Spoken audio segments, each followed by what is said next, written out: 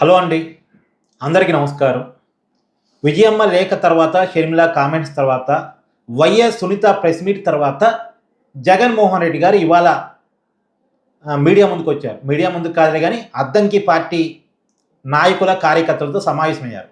ఈ సమావేశం సందర్భంగా విజయమ్మ లేఖ మీద, షర్మిల కామెంట్స్ మీద, సునీతమ్మ ఆరోపణల మీద జగన్మోహన్ రెడ్డి గారు ఏమన్నా స్పందిస్తారా అని అందరూ చూశారు. కానీ ఏమాత్రం స్పందించలేదు. మేబీ సమాధానం లేనప్పుడు మౌనమే సమాధానం కావచ్చు. అందుకనే ఆయన స్పందించి ఉండకపోవచ్చు. విజయమ్మ చాలా గట్టిగా, చాలా కటువుగా లేఖ రాశారు. చివరికి ఆడబిడ్డ ఆస్తులను రాక్కున్నాడని, మేనల్లుడికి, మేనకోడలికి న్యాయం చేయాల్సినటువంటి జగన్మోహన్ రెడ్డి వాళ్ళ ఆస్తులు లాగేశాడని అర్థం వచ్చేలాగా విజయమ్మ లేఖ రాశారు. పైగా ఆ లేఖని నోటరీ చేపించి అఫిడవిట్గా జనానికి ఇచ్చారు. జగన్మోహన్ రెడ్డి సొంత తల్లి, జగన్మోహన్ రెడ్డి గారిని రాజకీయంగా నిలబెట్టిన వ్యక్తి ఇవాళ జగన్మోహన్ రెడ్డి గారి మీద సంచలన ఆరోపణలు చేసినప్పుడు ఖచ్చితంగా దానికి సమాధానం చెప్పాల్సిన బాధ్యత జగన్మోహన్ రెడ్డి గారికి ఉంటుంది. కానీ జగన్మోహన్ రెడ్డి గారేమో ఇక్కడ మౌనంగా ఉన్నారు. నిన్న షర్మిల గారు ఒక కామెంట్ చేశారు, మీకు గుర్తుందో లేదో. విజయమ్మ రాసిన లేఖకు సమాధానం చెప్పే దమ్ము జగన్మోహన్ రెడ్డికి ఉందా? వైసీపీ నాయకులతో మాట్లాడించొద్దు, వాళ్ళు కుక్కల్లాగా మరుగుతున్నారనే పదాన్ని వాడారా? సారీ టు సే, నా పదం కాదండి, అది షర్మిల గారి పదం. నేను అలా మాట్లాడిన కానీ షర్మిల గారి పదాన్ని గుర్తు చేస్తున్నా. వాళ్ళు కుక్కల్లాగా మరుగుతున్నారు, కానీ దీనికి స్పందించాల్సింది జగన్మోహన్ రెడ్డి. స్పందించే దమ్ము ఉందా అని షర్మిల గారు అడిగారు. మరి వాళ్ళ జగన్మోహన్ రెడ్డి గారు స్పందించలేదంటే మరి దమ్ము లేదా? సరే, అది పక్కన పెట్టేది. దమ్ము ఉందా లేదా పక్కన పెట్టేస్తే, కానీ వైసీపీ నాయకులు మాట్లాడుతున్నారు అడపా. రాచమల్లి శివప్రసాద్ రెడ్డి 2 సార్లు ప్రెస్ మీట్ పెట్టాడు. కొడాలి నాని ప్రెస్ ముందుకు వచ్చి మాట్లాడాడు. మామూలుగా కొడాలి నాని ఈ మధ్యకాలంలో పెద్దగా ఏమి రావట్లే, కానీ వచ్చాడు, ఈ విషయం మీద వచ్చాడు అంటే వైసీపీ వాళ్ళు పిలిపించి మాట్లాడుతుంటారు. ఆర్కే రోజా మాట్లాడారు, గుడివాడ అమర్నాథ్ కూడా మాట్లాడినట్టున్నాడు. ఇలా కొంతమంది నాయకులు మాట్లాడారు. అయితే ఇక్కడ మాట్లాడుకోవాల్సిందంటే అసలు మాట్లాడాల్సింది జగన్మోహన్ రెడ్డి తప్ప వీళ్ళెవరు మాట్లాడటానికి? అది పార్టీ సమస్య కాదు, అది రాజకీయ సమస్య కాదు, అది ఒక కుటుంబ వివాదం. ఆస్తులు కాడ వచ్చిన కుటుంబ వివాదం కాదు. జగన్మోహన్ రెడ్డి ఒక పార్టీకి అధినేతగా ఉండి సొంత కుటుంబానికి అన్యాయం చేయటం అనేటువంటిది కరెక్ట్ కాదు కదా అన్నది ఇక్కడ పాయింట్. అందులో రాజశేఖర రెడ్డి గారి పేరు చెప్పుకొని రాజకీయం చేస్తున్నాడు.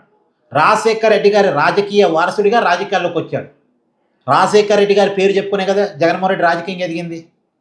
మరి రాజశేఖర రెడ్డి గారి చివరి ఆశయం, నా మనవళ్లకు మనవరాళ్లకు ఆస్తిని సమానంగా పంచాలి.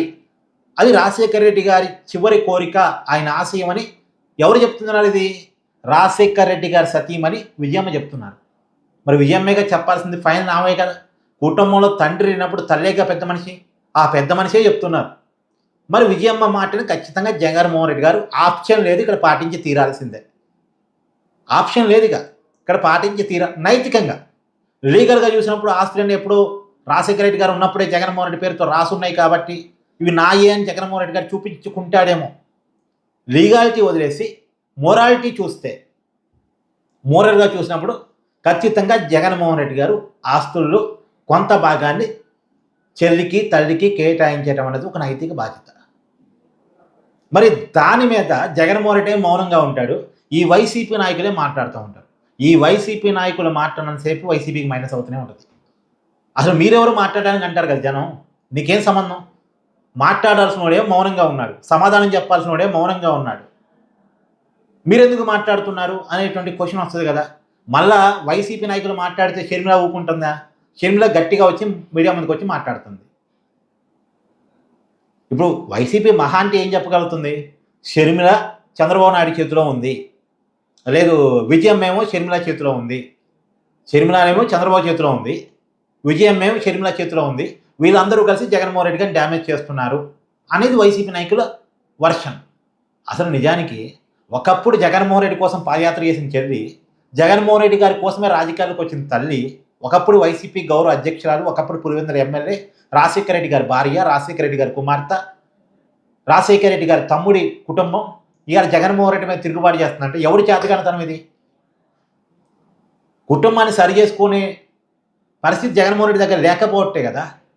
నీ కుటుంబం నీ హ్యాండ్ ఓవర్లో ఎందుకు లేకుండా పోయింది? ఈ క్వశ్చన్ జనంలో సహజంగా వస్తుందిగా.